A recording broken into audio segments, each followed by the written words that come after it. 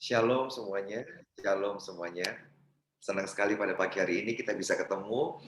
Ya, salam buat Bu Hilda, juga buat Ibu Iren, shalom ya. Juga semua hamba Tuhan dan saudara yang terlibat dalam Zoom pada pagi hari ini. Pagi ini saya akan sampaikan satu topik firman Tuhan tentang brokenness atau tentang hati yang hancur. Kita semua ini senang banget kalau hidup kita dipulihkan, pulih. Ya kan, semua kita pengen, wah Tuhan kalau bisa kami ini pulih terus hidupnya. Tapi saudara, Tuhan itu punya target menghancurkan hidup kita. Nah, kita mungkin protes tuh Tuhan, kok mesti dihancurin hidupnya? Kalau kita menurut sama Tuhan, dalam kehancuran itulah, dia sedang membawa kita pada sebuah level yang baru lagi dalam hidup kita. Sebab hidup yang utuh tidak membuat kita tuh naik level. Tapi kalau hidup kita dihancurkan oleh Tuhan, disitulah kita akan diangkat Tuhan dalam level yang baru. Hari ini saya membacakan firman Tuhan dari Mazmur 51 ayat yang ke-17. Mazmur 51 ayat yang ke-17. Korban sembelian kepada Allah ialah jiwa yang hancur, hati yang patah dan remuk tidak akan kau pandang hina, ya Allah. Ini sebuah nyanyian dari Daud. Waktu orang ini mengalami kehancuran di dalam kehidupannya, saudara. Dan Daud bisa ngomong, saya tahu ini sebuah revelation, sebuah pewahyuan yang sangat kuat yang dari Tuhan kepada Daud. Sampai dia bisa ngomong bahwa korban sembelian kepada Allah ialah jiwa yang hancur. Jadi artinya saudara, setiap kali saudara menghadapi sebuah keadaan, mana jiwamu, hidupmu sedang diremukkan Tuhan, sedang dihancurkan Tuhan, engkau sedang membawa sebuah korban yang berkenan kepada Tuhan. Ini sebuah poin yang penting, saudara. Setiap kali saudara mengalami sebuah peremukan, sebuah kehancuran dalam hidupmu, ingat, hidupmu yang hancur itu nggak sia-sia. Tapi ingat, itu sebuah korban bakaran yang kau naikkan kepada Tuhan. Dan korban bakaran yang sedang kau naikkan kepada Tuhan itu diterima oleh Tuhan. Artinya, persoalan kehancuran yang sedang saudara alami, saudara lewati, tidak pernah sia-sia. Tapi gini, kita mesti memandang dari sebuah perspektif yang benar, saudara. Waktu engkau hancur, engkau bawa sebuah sacrifice. Tapi saudara ingat, korban itu dalam bahasa Indonesia satu kata, saudara, korban. Tapi Inggris lebih bagus menjelaskannya. Korban yang mana? Sebab bahasa Inggris berkata ada sacrifice, yang kedua adalah victim. Dua-duanya bermakna korban dalam bahasa Indonesia. Saudara, kita itu dalam posisi yang mana hari ini? Apakah engkau ini membawa korban bakaran atau kau berkata, aku ini korban? Saya kasih contoh, saudara. Waktu orang mengalami kecelakaan, orang itu dikatakan korban kecelakaan. Dan orang itu pasti dalam kondisi yang buruk, saudara. Tapi saudara, ada dua korban. Pahlawan berkorban untuk bangsanya. Dia memang betul mengalami sesuatu yang buruk, mungkin dia mati. Tapi saudara tahukah, pahlawan itu tidak dianggap sebagai orang yang menderita, bukan. Tapi dia dihargai karena apa yang sedang dia bawa, dia berikan adalah sesuatu yang luar biasa. Yang dia buat menghasilkan sesuatu yang ajaib. Orang mengenal dia, mengenang dia. Sebab korban yang dia bawa, dia berikan hidupnya untuk memerdekakan satu bangsa. Hari ini saudara, waktu engkau menderita, hancur hidupmu, harus engkau melihat dari satu perspektif yang benar. Aku membawa sacrifice kepada Tuhan. Hidup kita ini perlu senantiasa mengalami membawa korban kepada Tuhan. Sekian tahun yang lalu, saudara, saya ini mengalami ya sebuah keadaan dalam pelayanan ya, sekian tahun yang lalu. Saya tidak nyalain siapapun juga, tapi saya tahu ini adalah memang kehendak Tuhan. Hari-hari itu hari yang sangat berat dalam hidup saya, karena saya kehilangan segala-galanya. Saya kehilangan pelayanan, kehilangan nama baik, kehilangan semuanya. Hari itu semuanya rasanya sudah hancur. Tapi tahukah saudara, justru dalam hari-hari yang sukar, yang berat itu, saya berkata kepada Tuhan, Tuhan, aku taruh hidupku menjadi sebuah sacrifice, korban di hadapan-Mu. Aku tahu masa depanku, keadaanku, semua pelayananku rasanya habis selesai. Tapi aku tahu Tuhan, aku taruh di mezbah-Mu seluruhnya. Jadi korban di hadapan-Mu, korban yang harum. Dan saya tahu, begitu saya menaruh hidup saya sebagai sacrifice, dia mengadakan perubahan yang sangat ajaib, sangat luar biasa. Dari semua yang zero, yang kosong, yang habis, saudara. Dia bisa membangun sesuatu yang baru. Tuhan yang membangun. Sehingga semua luar biasa. Hebatnya, kalau engkau membawa sacrifice di depan Tuhan, dia akan menerima sacrifice-mu dan dia menghargai. Nah, saudara, bicara masalah korban. Ada orang di Alkitab ini yang hidupnya terus mengalami kehancuran, yaitu Daud. Hari ini saya tidak akan baca Alkitab. Saya kasih ayatnya saja, saudara. Tapi saya akan menjelaskan dari ayat-ayat ini. Yang pertama kali Daud. Dia ini orang yang banyak dihancurkan hidupnya, saudara. Yang pertama adalah Daud dihancurkan ketika dia ini satu kali dipanggil oleh istana menghadap kepada Saul. Hari itu Raja Saul sedang mengalami persoalan yang berat. Tuhan meninggalkan Saul. Dan dikatakan roh jahat menguasai Saul. Dan setiap hari orang ini mengalami tormen, siksaan, serangan dari roh jahat. Dan orang-orang di sana berkata, kita mesti panggil seorang pemain kecapi yang diurapi. Supaya dia bermain kecapi untuk raja. Sehingga setiap kali raja merasa tidak enak, roh jahat mengganggu dia, penyembahan kecapinya ini akan mengusir roh jahat keluar dari hidupnya. Dan betul dicari satu orang. Dan orang berkata, panggil Daud. Dan hari itu Daud datang ke istana. Dia anak muda yang masih polos. Dan dia bermain kecapi buat raja. Dan tiap kali dia bermain, datanglah roh Tuhan. Kelegaan dari Tuhan buat Saul. Tapi apa yang terjadi, saudara? Alkitab mencatat dalam 1 Samuel 18, 10 dan 11. Satu hari ketika Daud sedang bermain kecapi untuk menolong rajanya. Dia mengabdi kepada rajanya. Apa yang dibuat oleh Saul? Dia mengambil tombak dan dia tancapkan kepada Daud. Dia coba membunuh Daud. Dan itu terjadi bukan sekali, minimal 2 kali. Sampai beberapa kali dikerjakan oleh Saul. Dia ambil tombak ketika Daud sedang menyembah dan dia coba membunuh Daud. Saudara bayangkan, ada orang yang melayani Tuhannya. Ada orang yang menolong Tuhannya, rajanya. Tapi yang dia terima adalah dia dilempar tombak. Saudara bayangkan, apakah tidak hancur hati Daud? Kalau saudara di posisi Daud, bagaimana perasaanmu? Tentu engkau jadi sangat terluka, sangat hancur hatimu. Aku ini melayani Tuhanku, melayani Raja. Balasannya adalah tombak yang ditancapkan kepadaku.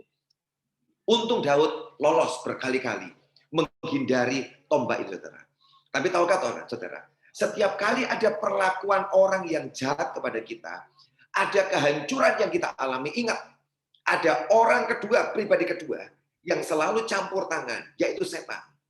Tiap kali engkau mengalami orang lain menghancurkan hidupmu, orang lain membuat engkau susah, menderita, dan hancur hidupmu. Atau apapun, keadaan mungkin. Selalu ada pribadi kedua, yaitu setan, yang dia masuk ke dalamnya. Ketika Saul melemparkan tombak kepada Daud, setan ikut ambil bagian di sana. Apa yang setan kerjakan, saudara? Dia juga melemparkan tombaknya. Untuk apa? Menghancurkan hidup Daud. Sebab setan juga tahu, ini orang punya masa depan, destiny yang sangat besar. Sebab dia sudah diurapi Samuel. Dan Samuel berkata, one day satu kali, engkau akan menjadi raja. Setan tahu itu, saudara. Setan tahu. Dan setan memanfaatkan tombak Saul untuk membunuh Daud juga.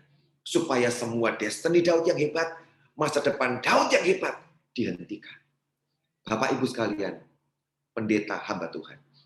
Tahukah, setiap kali ada masalah yang menghancurkan hatimu, setan ikut di dalamnya. Untuk apa? Sedang merusak hidupmu dan menghancurkan hidupmu. Supaya destiny besar yang Tuhan sudah taruh dalam hidupmu. Ingat, pertama kali Tuhan panggil Bapak Ibu sekalian menjadi hamba Tuhan. Ingat apa yang Tuhan katakan dalam hidupmu. Saya tahu setiap saudara yang hari ini dipanggil Tuhan melayani. Pertama kali kau berjumpa Tuhan, dia menaruh sebuah janji, sebuah destiny, sebuah harapan panggilan yang sangat besar. Sampai engkau rela meninggalkan semua dan kau ikut Tuhan dan melayani dia. Itu loh saudara, yang sedang dihancurkan setan supaya tidak bisa kau raih dalam hidupmu. Berhasilkah engkau menghindar dari semua tombak dari setan dan engkau mengalami ini bukan membunuh aku, tapi justru aku bawa kepada Tuhan menjadi sebuah korban bakaran. Jangan sampai tombak dari setan menghancurkan hidupmu dan menghentikan destiny saudara. Kehancuran yang pertama dari pemimpin, yang mengkhianati dia. Yang kedua apa yang Daud alami? Dia merasa hancur ketika dia ada di tangan musuh. Daud ini ketika dia sudah tahu dia ditombak oleh Saul, dia melarikan diri. Dia lari dari gunung ke gunung, dari padang gurun ke padang gurun, dari satu gua ke gua yang lain, dari satu hutan ke hutan yang lain, meloloskan diri supaya dia tidak dibunuh oleh Saul. Dia dikejar-kejar. Ini hidup yang gak enak. Sampai satu kali Daud berpikir, aku mesti lari ke daerah musuh supaya Saul tidak bisa mengejar aku. Dan betul, Daud lari ke daerah Gad dan rajanya adalah Akis. 1 Samuel 21, 11, 12. Dia melarikan diri ke sana. Tapi sialnya saudara, waktu Daud sampai ke kota Gad, justru dia ditangkap oleh orang-orang Gad dan dia dibawa menghadap raja Gad namanya Akis. Kota Gad itu kotanya siapa saudara? Itu kotanya Goliat, orang yang pernah dia bunuh dalam peperangan yang lalu. Daud ditangkap dan para tentara ini menghadapkan dia kepada Raja Akis dan mereka berkata, Raja, ini orang yang pernah bunuh Goliat dan dulu orang-orang Israel menyanyikan tentang dia. Saul membunuh beribu-ribu, tetapi Daud berlaksa-laksa. Ini orangnya. Hari ini di depan kita. Habisi dia, bunuh dia. Yang pernah membunuh pahlawan Goliat. Ini dia orangnya. Saudara, kalau saudara hari itu ada dalam posisi yang seperti itu, saya mau tanya, apakah hati saudara hancur atau bisa tenang? Oh tenang. Gak mungkin tenang saudara. Di depanmu maut. Sebab kalau Raja Akis berkata, bunuh dia, hari itu Daud akan mati. Dan ini adalah musuh yang dulu pernah memerangi mereka dan mengalahkan mereka. Dan hari itu, Daud tahu hidupnya di ujung tanduk dan akan mati. Orang yang menghadapi maut sangat dekat dengan maut. Saya tahu hidupnya akan sangat hancur. Saya ada 2 teman jemaat kami yang mereka lolos dari maut, hampir mati karena pandemi COVID yang sedang dialami. Yang pertama, dia ini punya komorbid sakit jantung. Dan dia kena COVID. Dan di rumah sudah terbaring, nggak bisa ngapa-ngapain, nggak bisa bernafas, dibawa ke rumah sakit. Dimasukkan ruang isolasi. Dan hari itu dia tahu. Waktu 1-2 hari di rumah sakit, dia ngerti. Dia sebenarnya akan mati. Dia sudah nggak kuat dengan semua keadaan, nggak bisa bernafas, kondisi yang sangat parah. Dia tahu dia hampir mati. Di tengah-tengah kondisi yang sangat berat itu, tiba-tiba dia dengar firman. Karena hari itu kami ada siaran untuk mendoakan orang-orang yang sakit. Dan dia ikut siaran itu, walaupun dalam kondisi sudah dying, dia dengarkan siaran itu.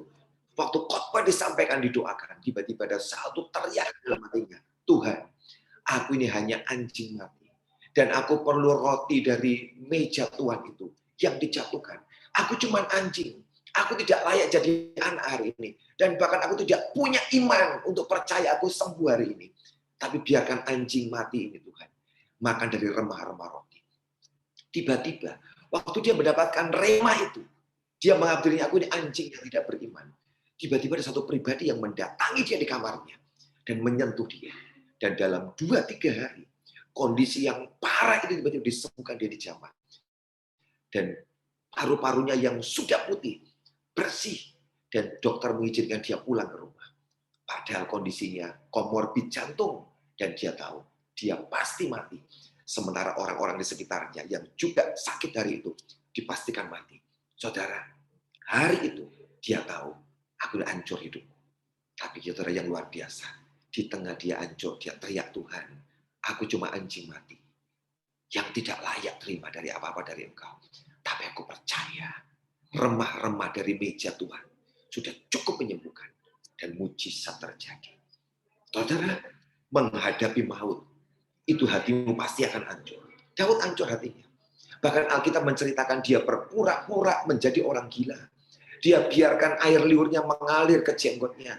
Dan dia menggores-gores dinding dengan tangannya. Dan dia ngomong sendiri mungkin. Dan dia bersikap kayak orang gila. Gitu. Kenapa? Cuma satu yang diinginkan. Bagaimana aku bisa lolos? Tapi dia tahu ini sangat berat. Tapi Tuhan itu datang hari itu. Dan melepaskan Daud di tengah situasi itu. Dan dia lolos. Raja berkata, apakah kekurangan orang gila? Sampai kau bawa orang ini masuk ke depanku, usir dia. Daud lolos. Tapi tahu saudara, sekali lagi hatinya hancur dan remuk. Karena dia mesti menghadapi hampir mati di hadapan Raja Akis pada hari itu. Semua kebanggaannya yang dia membunuh berlaksa-laksa yang pernah dia alami. Itu hilang. Betul. Kalau engkau menghadapi tantangan yang berat, hamba Tuhan, kalau engkau menghadapi tantangan yang sangat berat, yang mungkin sedang menghancurkan hidupmu, bahkan kau diambang kematian, rasanya semua pengurapan yang pernah kau miliki, semua pelayanan yang hebat yang kau pernah miliki, gak ada artinya kau saudara. Karena aku hari ini akan mati. Percuma semuanya. Daud ngalami nama besarnya, kehebatannya, pahlawanannya. Hari itu sirna semuanya. Dia hancur. Yang ketiga, kehancuran apa yang Daud alami, saudara? Dia hancur di depan mata istrinya. Istri atau pasangan hidup itu adalah orang yang paling berpengaruh dalam hidup kita. Apakah dia mensupport kita dan membuat kita makan diangkat tinggi, atau dia sedang merusak dan menghancurkan kita dan membuat banyak hidup kita yang makin hancur. Pasangan kita itu penentu dan penolong hidup kita. Kalau mendapat orang yang dari Tuhan, akan sangat menolong, mensupport kita. Tapi berapa banyak lebih hidup kita hamba Tuhan? Engkau punya pasangan yang kadang-kadang tidak sepakat, tidak sehati, yang membuat kau begitu berat dalam perjalanan. Tapi kalau engkau punya yang dari Tuhan, itu akan sangat menolong hidup saudara. Baik suami atau istri akan sangat mensupport saudara. Hari itu Daud mengalami yang sama. Kehancuran karena istrinya. Daud hari itu membawa tabut Tuhan masuk ke kota Daud. Karena Daud ini pernah punya pengalaman yang buruk. Dia pernah membawa tabut Tuhan. Hari itu dari Kiryat Yearim untuk dibawa masuk. Tapi dalam perjalanan itu, saudara, dia menyuruh 2 orang menggotong, bukan menggotong, membawa tabut itu dengan lembu. Dalam perjalanan, lembunya tergelincir. Dan Usa menyentuh tabut itu. Dan dia disambar Tuhan dan mati. Pengalaman buruk itu membuat Daud trauma. Dan hari itu dia akan membawa tabut itu masuk ke kotanya. Hari itu dengan cara yang berbeda. Dengan imam-imam mengangkat di pundak mereka. Dan Daud hari itu sebagai penanggung jawab. Dia memberikan sacrifice korban. Dan dia menari-nari di depan Tuhan. Tapi ketika masuk ke kota Daud, istrinya dari atas loteng melihat dia ke bawah. Dia lihat bagaimana Daud itu menari, melompat-lompat memuji Tuhan. Dan istri bilang, ini orang gila ini. Suamiku raja, tapi hari ini mengapa dia seperti ini? Dia mempermalukan dirinya. Bahkan dengan budak-budak dia menari. Dan dia ngomong dengan Daud, betapa kamu raja Israel mempermalukan dirimu. Rendah. Semua perkataan yang negatif diucapkan Mikal istrinya kepada Daud. Dan saya tahu, itu bagaimanapun juga melukai. Bapak Ibu, kalau pasanganmu ngomong sesuatu yang tajam, pasti melukai. Dan hari itu Daud luka. Istrinya yang diharapkan mensupport dia, memuji dia, justru hari itu merendahkan dia. Tapi hari itu, kehancuran ini bagus bagi Daud. Dia memang perlu diremukan dari berbagai macam sudut. Yang pertama, dari pimpinannya. Yang kedua, dari musuhnya. Yang ketiga, dari orang terdekatnya. Yang keempat, saudara, di mana kehancuran Daud? 2 Samuel 12:7-9 menceritakan Daud gagal mengerjakan rencana Tuhan dalam hidupnya. Kenapa, saudara? Hari itu Daud jatuh dalam perzinahan dengan Batsheba. Kalau yang di atas 3 itu orang lain yang berbuat, hari ini kesalahan Daud sendiri. Tapi ini juga cukup menghancurkan hati Daud. Dia menyesali, Tuhan, aku dosa kepadamu. Sebab Tuhan sangat marah kepada Daud. Apa kurang Daud? Aku berikan istana, menjadi raja, memberikan istri, kekayaan, kedudukan, semua aku berikan kepadamu. Kenapa kamu mengkhianati aku, Daud? Kamu berzina dengan Batsheba. Itu hal yang menyakitkan Tuhan, tapi juga menyakitkan Daud. Karena dia tahu, dia dosa, dia salah, dan dia jatuh dalam perzinahan. Kehancuran bisa karena orang lain, bisa karena diri kita sendiri. Dan hari itu saya tahu, Daud sangat menyesali keadaannya. Dia sangat berduka. Dia bukan cuma nyesal loh, saudara. Daud tidak menyesal, tapi Daud bertobat. Itu perbedaan menyesal dengan bertobat. Kalau menyesal itu orang yang berdosa, tapi ketahuan. Aduh kok ketahuan ya? Menyesal. Tapi bertobat itu bukan karena ketahuan, saudara. Sebab hancur hatinya. Aku jahat kepadamu, Tuhan. Aku menentang engkau. Kesalahan yang keempat, kehancuran yang Daud alami. Dia hancur dan dia salah. Sebab dia berdosa. Apakah hari ini dosa yang saudara kerjakan, perbuatan salah yang kau kerjakan, masih menghancurkan hati, meremukkan hati. Dengan dosa, dengan kesalahan, kita sudah kehilangan ketajaman kita, kesensitifan kita, dan kita berkata, Allah, dosa kecil, Allah, ini biasa. Ataukah di hati kita masih ada hati yang seperti Daud, yang remuk dan hancur berkata, aku jahat kepadamu, aku berdosa kepadamu. Dan dia naikkan Mazmur 51 di hadapan seluruh orang Israel. Dia nyanyikan Raja yang berdosa. Tapi itu ekspresi orang yang hancur itu menceritakan keadaannya. Yang berikutnya di mana saudara kehancurannya? Yang kelima, dalam 2 Samuel 13 ayat 32. Daud mengalami kehancuran karena keluarganya, karena anak-anaknya. Hari itu keluarga Daud ini sangat berantakan, saudara. Suatu kali anaknya bernama Amnon memperkosa adiknya. Satu bapak, lain ibu, yaitu Tamar. Dan hari itu Tamar yang mempunyai kakak bernama Absalom sangat dendam kepada Amnon. Kenapa dia perkosa adikku? Dan Absalom merencanakan bagaimana dia membunuh Amnon. Dan dia beratur rencana. Dan betul, Absalom membunuh Amnon. Dan dalam keluarga itu ada begitu banyak pedang yang terus saling serang dari antara anak-anak dan anak dengan orang tua. Belum lagi Absalom berontak kepada Daud. Ada begitu banyak kehancuran yang dialami Daud karena anak-anaknya. Hari ini saudara, saya tahu kita bukan keluarga yang sempurna, sekalipun kita ini hamba Tuhan. Bisa terjadi hari-hari ini ada hamba-hamba Tuhan yang hatinya hancur sebab anak-anak. Entah anakmu tidak ingin melayani dengan engkau, atau anak bahkan mungkin jauh dari Tuhan, meninggalkan Tuhan, bisa terjadi dalam hidup kita. Dan itu cukup menghancurkan hidup kita.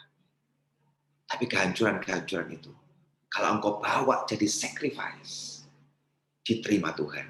Jangan pernah berkata, Tuhan, aku ini korban. Aku melayani Tuhan, dan aku ini korban, victim dari semua yang mengerjakan. Kita bukan victim, saudara. Tapi kita adalah orang yang membawa sacrifice kepada Tuhan. Efeknya apa, saudara? Kalau kita mengalami kehancuran, ada dua. Satu, pahit hati kita kepada Tuhan. Yang kedua, hidupmu akan dibawa ke level yang baru. Itu dua top yang terjadi, saudara. Tiap kali kehancuran, brokenness, keremukan, peremukan terjadi, dua akibat akan muncul. Yang pertama, engkau marah, pahit, kecewa dengan Tuhan. Atau engkau ini dibawa Tuhan naik ke dalam level yang jauh lebih tinggi. Yang menentukan siapa? Bukan Tuhan. Kita penentunya. Apakah engkau mau anggap ini sebagai promosi Tuhan? Atau engkau berkata, aku korban Tuhan. Kita yang menentukan. Seorang hamba Tuhan bagus, saudara, berkata tentang kehancuran. Dia berkata, sebuah gereja yang kuat. Indikasi sebuah gereja yang kuat. Atau indikasi sebuah hidup yang kuat dalam Tuhan. Tiga hal dia katakan. Yang pertama, wet eyes. Mata yang selalu menangis. Artinya apa, saudara? Dalam engkau berdoa, engkau nyembah Tuhan, engkau masih bisa merasakan hadirat Tuhan. Air mata kita ini sebuah proof, bukti bahwa engkau masih bisa merasakan hadirat Tuhan, bisa merasakan kasih-Nya. Sebab siapa yang tahan berdiri di depan Tuhan, waktu Dia menyatakan hadirat-Nya, engkau akan menangis. Kalau engkau bisa merasakan kasih Tuhan yang kuat, engkau akan menangis. Dia berkata, selama matamu masih basah, masih menangis, engkau di tempat yang tepat. Yang kedua adalah kalau ada bend knees, ada lutut yang ditekuk. Apa itu, saudara? Selama engkau masih berdoa dan engkau itu merendahkan hati di hadapan Tuhan, engkau dalam posisi yang benar. Selama engkau mengalami apapun dan engkau berdoa dan engkau merendahkan hatimu, engkau ada di posisi yang benar. Kerendahan hati adalah tempat yang paling tepat, saudara. Kenapa? Sebab itu tempat yang sudah paling bawah. Engkau tidak mungkin jatuh lagi, sebab engkau sudah ada di bawah. Tapi meninggikan diri sangat berbahaya, sebab di tempat yang tinggi itu kita sangat mudah jatuh. Kerendahan hati menolong kita. Yang ketiga, ciri-cirinya adalah broken heart, hati yang hancur, dan hati yang gampang bertobat. Itulah tiga ciri.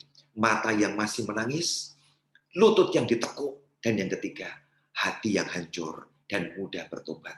Kalau engkau memiliki 3 hal ini dalam hidupmu, saudara, dipastikan engkau jadi orang-orang yang kuat di dalam Tuhan dan tetap melekat kepada Tuhan. Brokenness atau kehancuran ini adalah sebuah pengalaman pribadi, perjumpaan kita dengan Tuhan. Dan brokenness, kehancuran, tidak bisa dibuat-buat. Itu hal yang otomatis. Engkau mengalami sesuatu dan hatimu hancur. Brokenness, kehancuran sangat penting, saudara. Saudara tahu, biji gandum yang tidak dihancurkan, saudara. Biji gandum yang tidak dihancurkan, tidak pernah bisa menghasilkan roti. Kalau mau jadi tepung, jadi roti, gandum itu dihancurkan, digiling, hancur. Bisa dibuat roti. Dibuat tepung, menjadi roti. Petani, untuk bisa mendapatkan tuai yang besar, bagaimana saudara? Petani akan menghancurkan tanah, akan dibajak tanah itu. Kalau saudara seorang petani, gak mungkin engkau akan menanam tanaman di tanah yang keras, tidak mungkin.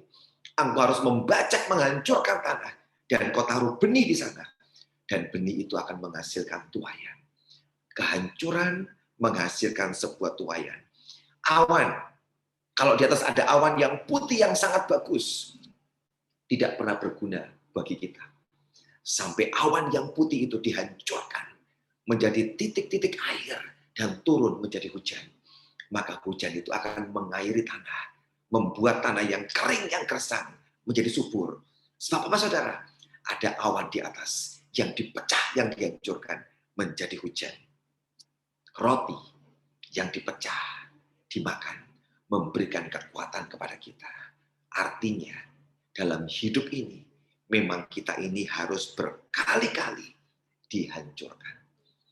Maria yang membawa buli-buli pualam yang sangat indah, ketika bertemu dengan Yesus, dia harus menghancurkan buli-buli pualam itu. Supaya apa saudara? Keharuman dari narwastu di dalamnya bisa keluar. Kalau buli-bulinya dibiarkan utuh, keharuman tidak pernah keluar. Saudara tahu, keharuman hidup saudara, kehebatan hidup saudara, sesuatu yang luar biasa yang di dalam saudara akan dimunculkan Tuhan melalui peristiwa yang tidak enak, melalui kehancuran yang sedang saudara alami. Karena itu, terimalah dengan sukacita setiap kali engkau dihancurkan, diremukkan oleh Tuhan. Rasul Petrus, itu rasul yang nomor 1. Pada zaman dia belum dihancurkan Tuhan. Dia terutama kok, dibawa kemana-mana oleh Tuhan Yesus. Naik ke gunung, dia dibawa. Ke Getsemani, Petrus ikut. Pokoknya semua pelayanan penting. Ada 3 orang yang selalu ikut bersama dengan Tuhan Yesus. Salah satunya adalah Petrus. Selalu ikut. Ini orang terutama, saudara. Tapi orang ini bagus. Bagus, saudara. Tapi belum diremukkan.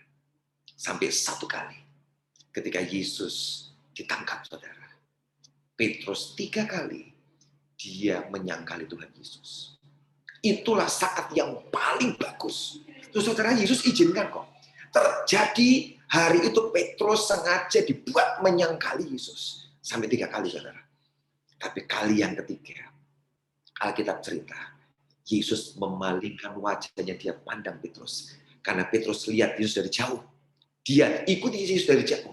Sampai orang tanya, kamu kan muridnya dia? Tidak. Dia mengutuk dan berkata, aku sumpah tidak kenal dengan dia.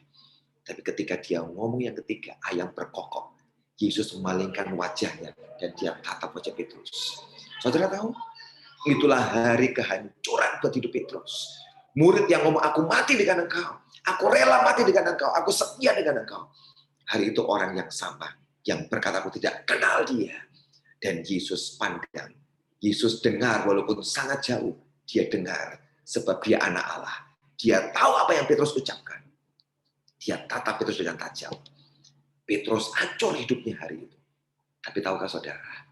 Petrus hancur hari itu. Bukan untuk dia binasa. Tapi justru sebuah titik balik terjadi. Orang yang dihancurkan hidupnya ini. Orang yang paling berani mati buat Yesus. Dia berikan hidupnya. Dan dipakai oleh Tuhan Yesus. Dengan sangat luar biasa. Lewat apa saudara? sebuah peremukan, sebuah kehancuran. Seorang hamba Tuhan yang terkenal bernama D.L. Mungkin saudara tahu hamba Tuhan ini, D.L. Moody. Itu hamba Tuhan yang hidup tahun 1800-an, hamba Tuhan ini. Ya. Satu kali ini hamba Tuhan dari negara Inggris, saudara. Satu kali ada KKR di negara Scotland. Scotland dengan Inggris itu berbatasan, ya, dekat ya, Skotlandia. Dan hari itu dia berangkat ke Scotland. Dia habis KKR, mendoakan orang, khotbah hebat. Dia kunjungi ada orang yang sakit. Dan Moody berkata, ini adalah the happiest man in the world. Orang yang paling bahagia di dunia ini. Loh, kenapa, saudara? Sehari dia kunjungi satu bapak yang terbaring lumpuh, saudara. Dia lumpuh sejak di usia yang sangat muda, 15 tahun. Sebab dia jatuh dan dia mengalami patah di tulang belakangnya. Sehingga tidak bisa diobati, sehingga dia lumpuh. Harus berbaring di tempat tidur. D.L. Moody datang dan berdoakan orang itu. Dan dia tanya, apakah engkau tidak kepahitan kepada Tuhan? Sebab di usia 15 tahun, engkau jatuh dan engkau lumpuh. Dia bilang, aku pernah alami kepahitan. Sebab setan berkali-kali datang dalam hidupmu. Dia ngomong, setan berkali-kali datang dalam hidupmu. Dan dia ngomong, Tuhanmu, Tuhan yang jahat. Lihat kamu lumpuh. Sementara semua teman-temanmu bisa kuliah, bisa sekolah, dan kamu terbaring. Tuhanmu, Tuhan yang jahat. Tuhanmu, Tuhan yang jahat. Setan pergi. Kali lain datang lagi setan berkata, lihat, teman-teman bisa kendarain mobil. Mereka punya masa depan yang luar biasa. Kamu lumpuh. Tuhanmu, Tuhan yang jahat. Dan orang ini berkata, itu terus-menerus setan datang menteror hidupku. Dan berkata, Tuhanmu, Tuhan yang jahat. Sampai satu kali dia berkata, aku ketemu sama setan. Dan aku ngomong sama setan, setan, aku bawa kamu ke sebuah tempat. Namanya Golgota, Kalvari. Di tempat itu setan lihat, Yesusku, Tuhanku, disalib. Tangannya dilobangi dengan paku. Kakinya dipaku, kepalanya dimahkotai duri, lambungnya ditikam. Apakah dia Tuhan yang jahat? Dia sudah mati buat aku. Dia bukan Tuhan yang jahat, dia Tuhan yang baik. Dia berkata, orang ini berkata, waktu aku bawa setan, aku tunjukkan Golgota. Dia gemetar, dan dia tinggalkan aku. Sejak hari itu, setan tidak datang kepada aku lagi. Dan setan tidak mengganggu aku lagi dan tidak menteror aku lagi. Karena aku punya perkataan. Dia sudah mati buat aku. Dia mencintai aku. Dia mengasihi aku. Waktu D.L. Moody mendengar perkataan itu, dia berkata, engkau orang yang paling berbahagia. Sebab engkau tahu, Yesusmu menebus engkau, mencintai engkau, mengasihi engkau. Sekalipun dalam keadaan yang tidak baik. Saudara, kalau engkau ingin jadi orang yang paling berbahagia hari ini, saudara, engkau harus tahu, Yesus kita sudah mati di salib. Dia kerjakan semua, sebab dia mencintai. Saudara, mencintai saya. Semua kehancuran yang kita alami hari ini, semua yang kita alami, untuk membawa pada sebuah planning rencana yang besar, yang ajaib dalam hidup kita. Orang-orang di Alkitab ini, saudara, sebagian besar hancur hidupnya, saudara. Abraham, kurang apa dia, saudara? Ketika Tuhan berjanji, kamu kan punya anak Abraham. Saudara tahu janjinya berapa lama digenapi? Itu lama banget tuh, saudara. Puluhan tahun. Tuhan ngomong loh, kan gampang tuh, saudara. Buat Tuhan, dia janji kamu tahun depan punya anak, langsung kasih anak aja. Kenapa kok puluhan tahun nunggunya, saudara? Sangat lama sekali. Sampai dia punya anak. Saudara, saya mau tanya, apakah tidak hancur hati Abraham? Aku udah setia dengan engkau, Tuhan. Aku melayani engkau. Aku taat, aku keluar dari Ur Kasdim. Aku ikuti apa yang kau inginkan. Kerjakan ini, buat ini, buat ini. Janji urusan anak saja. Kok sampai ditahan begitu lama? Kita nggak usah ngomong, why, kenapa kok ditahan-tahan. Kita nggak usah ngomong itu. Tapi kita lihat aja. Dia kenyataannya. Belasan tahun, puluhan tahun. Tidak mendapatkan anak perjanjian itu, saudara. Hancur nggak artinya? Dia hancur. Hari ini saya mau tanya, saudara. Apakah ada janji Tuhan yang pernah kau terima dan mungkin setelah sekian tahun, sekian belas tahun, itu belum terjadi dalam hidupmu? Apakah hari ini hatimu hancur? Kalau hatimu hancur, Hari ini bawa ke Tuhan. Tuhan, Engkau pernah berjanji ini, tapi belum jadi kenyataan. Jadikan sebuah korban mezbah Tuhan. Naikkan ke Tuhan. Tuhan, aku persembahkan kepadamu. Saudara, kalau engkau bawa itu naik, ingat, dia bisa tolong engkau mengembalikan apa yang sepertinya sudah hilang. Yang kedua, Abraham, di mana dia hancur, saudara. Ketika satu kali dia harus mengusir anaknya, yaitu Ismail, anak dari Hagar. Abraham mesti ngusir. Sarah berkata, usir anak itu dengan istri, dengan Hagar keluar. Dan hari itu Abraham yang sudah 13 tahun bersama dengan Hagar dan Ismail. Dia cinta anak itu karena dia hari itu belum punya anak. Dan hari itu anaknya baru lahir, si Ishak masih kecil. Dan dia punya anak Ismail, dia cintai. 13 tahun bareng dengan dia. Bagaimanapun juga ada ikatan batin yang kuat. Ayah dengan anak. Sekalipun bukan anak perjanjian, saudara. Tapi bagi Abraham dia cinta dengan Ismail. Dan dikatakan, Tuhan berkata, Abraham, usir anak itu keluar. Bagaimanapun juga ada luka. Ini anakku cintai 13 tahun dengan aku. Waktu aku sepi, Tuhan tidak kasih anak perjanjian. Ismail lahir, itu yang menemani aku. Harus diusir. Sekali lagi, ada yang luka dalam hati Abraham. Abraham dihancurkan. Berikutnya, waktu Ishak sudah besar, dan Tuhan berkata, ambil anak yang kau cintai, korbankan di atas gunung. Itu juga menghancurkan hati Abraham. Saudara, dalam cerita itu mungkin kalau kita baca ceritanya, Abraham looking very cool.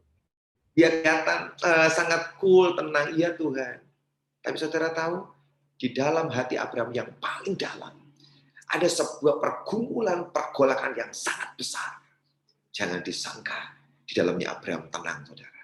Waktu Tuhan berkata, korbankan anak. Ada pergumulan yang besar, penentangan yang besar, bahkan kehancuran yang besar. Waktu Ishak tanya dengan dia, Bapak, kayunya sudah ada, semua sudah ada. Aku tanya, di mana dombanya? Itu pertanyaan yang sangat menghancurkan. Abraham pakai bahasa klise berkata, Tuhan yang menyediakan. Abraham tahu, anak yang bertanya ini dalam sekian menit akan dia korbankan di gunung itu. Hancur hatinya, saudara. Tapi hari itu, di tengah kehancuran kita tahu, justru Tuhan mengubah hidup Abraham. Waktu dia melewati semua kehancuran demi kehancuran, dia jadi bapak orang beriman. Orang yang hebat, saudara. Kita mau bicara siapa lagi, saudara? Bicara Hana, yang gak punya anak, yang dihina Penina. Ya bertiap tahun dia nangis. Bertahun-tahun dia nangis. Sepertinya Tuhan kok diem ya? Loh Tuhan, kalau engkau lihat ini nangis, ini hancur. Kok engkau biarin? Sampai di sebuah titik, Hana berkata, Engkau beri aku anak, aku berikan dia sebagai korban kepadamu Tuhan, untuk melayani engkau. Saudara, di titik Hana berkata, aku berikan anakku kepadamu untuk melayani engkau seumur hidupnya. Dia jadikan kehancuran sebagai korban sacrifice. Hari tahun depannya, dia dapat Samuel. Bukan cuma Samuel, anak-anak berikutnya dia dapatkan. Saudara lihat, ini sebuah poin yang penting kita lakukan dalam hidup kita. Kalau engkau bisa berhasil menaruh semua kehancuran di mezbah Tuhan, engkau berhasil menaruh jadi sebuah sacrifice. Dia terima sacrifice-mu. Surga akan bertindak. Dia akan menolong kehancuranmu, mengubahnya, mendatangkan kebaikan. Hana berhasil di tengah hatinya yang hancur. Dia bawa korban pada Tuhan. Dan Tuhan memberikan yang ajaib buat hidup Hana. Yang terakhir, saudara. Rasanya nggak fair, saudara. Kalau Tuhan minta kita berkorban, kita hancur, berkorban, hancur, kita toh. Nggak fair, saudara. Tapi tahukah saudara? Saya bacakan Yesaya pasal yang ke-53. Yesaya pasal 53 ayat yang kelima. Tetapi ia tertikam oleh karena pemberontakan kita. Dia diremukkan oleh karena kejahatan kita. Ganjaran yang mendatangkan keselamatan bagi kita ditimpakan kepadanya. Dan oleh bilur-bilurnya kita menjadi sembuh. Yesaya bernubuat tentang Yesus kematiannya. Dia tertikam oleh karena pemberontakan kita. Dia diremukkan, dihancurkan oleh karena kejahatan kita. Tahukah saudara, yang remuk, yang hancur, bukan cuma kita kok saudara. Tapi Yesus Kristus kita, Tuhan kita, juga pernah melewati sebuah peremukan, sebuah kehancuran. Dia tahu jalan itu, sebab dia pernah melewati jalan peremukan. Dia pernah melewati jalan kehancuran dalam hidupnya. Tapi yang hebat, dia berhasil dalam jalan itu saudara. Dan dikatakan Tuhan sangat meninggikan Bapaknya, meninggikan dia, mempermuliakan dia. Dia pernah lewat di jalan itu. Kalau hari ini saudara dan saya lewat di jalan yang sama, di jalan kehancuran dan jalan peremukan. Ingat, Yesus pernah melewati jalan yang sama. Dan dia tahu bagaimana rasanya. Dialah pribadi yang harusnya bisa paling pahit hidupnya. Kalau Yesus mau, dia adalah pribadi yang layak untuk sangat pahit hidupnya. Kenapa saudara? Dia dikhianati Yudas. Ring paling dekat, murid terdekatnya Yudas yang jadi bendaharanya, yang dia pilih. Dia yang pernah mencium Yesus dan dia jual Yesus di Taman Getsemani. Pahit gak saudara? Kalau engkau punya orang kepercayaan dan dia mengkhianati hidupmu, pahit gak? Saya pastikan sangat pahit hidupmu saudara. Tapi apakah Yesus pahit? Tidak. Dia tidak pahit sama sekali. Sekalipun ciuman pengkhianatan dia terima di Getsemani dan jadi ditangkap. Yang kedua, Petrus, murid yang paling dia kasih hari itu, juga menyangkali dia 3 kali. Dan aku tidak kenal dia. Pahit gak Yesus? Harusnya dia pahit. Ini orang yang aku bawa kemana-mana pelayanan. Ini orang yang aku tolong selama ini. Aku percayakan banyak hal. Dia nyangkal tidak kenal aku. Buat Yesus sudah cukup memahitkan hatinya. Bahkan ditinggalkan seluruh murid-muridnya. Dan yang terakhir, waktu di atas kayu salib, dia teriak, Eloi, Eloi, lama sabatani. Kenapa? Bapaknya memalingkan muka. Itu yang paling menghancurkan buat Yesus. Bapak di mana dia selalu bersekutu, dia satu dengan Bapaknya. Hari itu dalam peristiwa penyalipan, dia lihat Bapaknya memalingkan wajahnya. Itu sangat menghancurkan dia. Hari itu cukup alasan buat Yesus pahit. Tapi tahukah apa yang dia ucapkan di atas kayu salib? Bapa, ampuni mereka, sebab mereka tidak tahu apa yang mereka lakukan.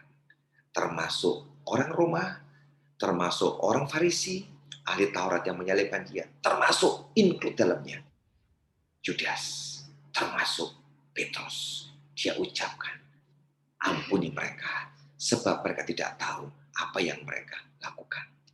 Saudara, semua melewati jalan kehancuran.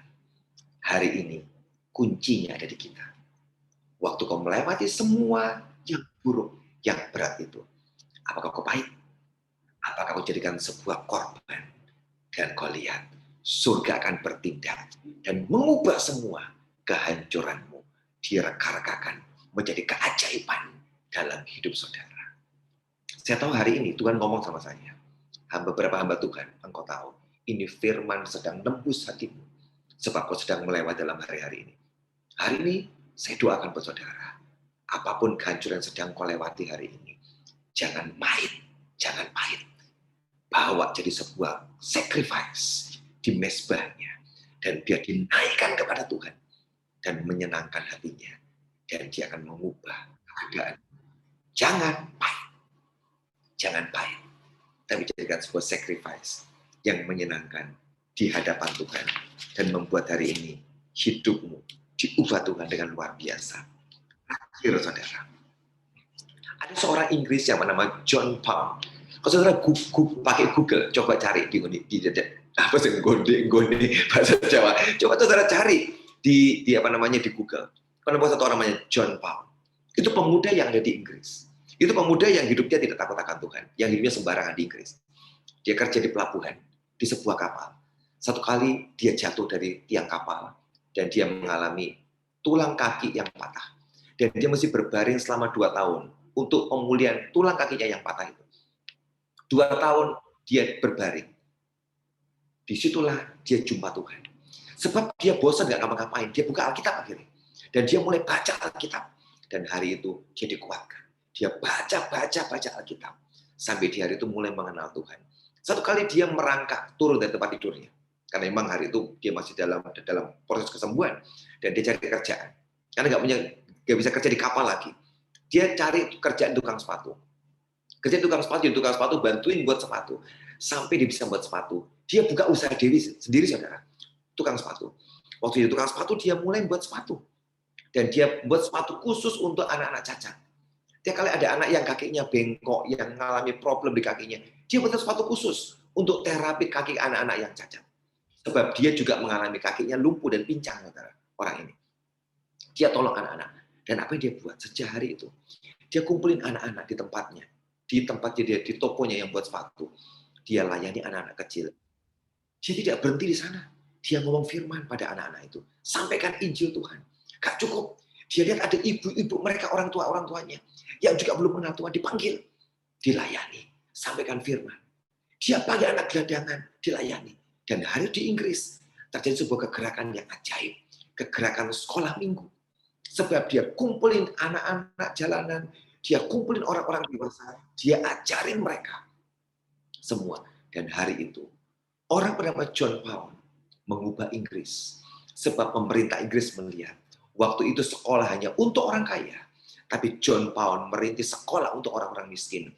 Inggris, pemerintah Inggris melihat itu. Dan akhirnya Inggris pun membuka sekolah untuk anak-anak miskin. Tapi siapa yang memprakarsai, saudara? John Paul. Orang yang pernah jatuh, kakinya pincang. Tapi hari itu, kejadian itu membuat John Paul mengubah Inggris. Saudara, satu orang, saudara. Orang yang pincang pernah mengubah Inggris. Sehingga Inggris membuat pendidikan untuk anak-anak miskin. Dan orang itu membuat begitu banyak perubahan. Ada ratusan ribuan anak-anak yang diubah hidupnya. Tahun 1839, John Paul buat sepatu. Dan ketika dia sedang kerja, dia meninggal, saudara. Dan apa yang dikatakan? Dia dikuburkan di sebuah taman. Dan di taman gereja. Dan seluruh Inggris berduka. Saya senang dengan kata-kata ini. Ketika John Paul 1839 mati dan dikuburkan, seluruh Inggris berduka. Kenapa, saudara? Ada orang yang pernah hancur hidupnya. Jatuh. Kakinya pincang. Dan dia nggak bisa jalan. Tapi orang itu lewat keadaan itu. Dia pernah mengubah Inggris. Inggris berduka waktu dia mati. Saudara, hidupmu dihancurkan. Sebab Tuhan pengen hidup saudara, hidup saya. Satu kali kita menjadi history maker. Pembuat sejarah dan pengubah sejarah. Saudara, hari ini saya ngerasain hadirat Tuhan yang kuat. Saya tahu ada banyak orang yang perlu hari ini. Engkau diubah Tuhan. Dan kau jadi pengubah sejarah hari ini. Amin, amin.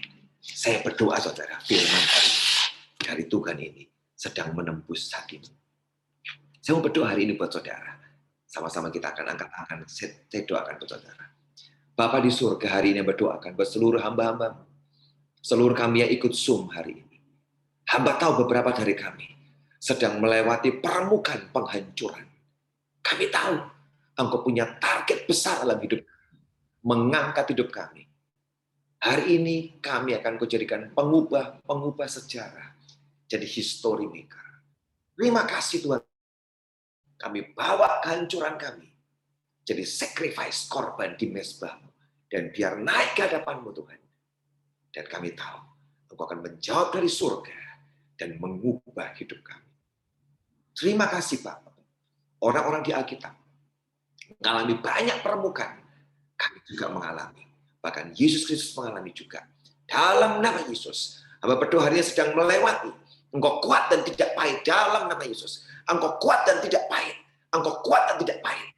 Dan satu kali kau selesai dengan Tuhan. Dan kau akan mengalami terobosan yang besar, yang ajaib.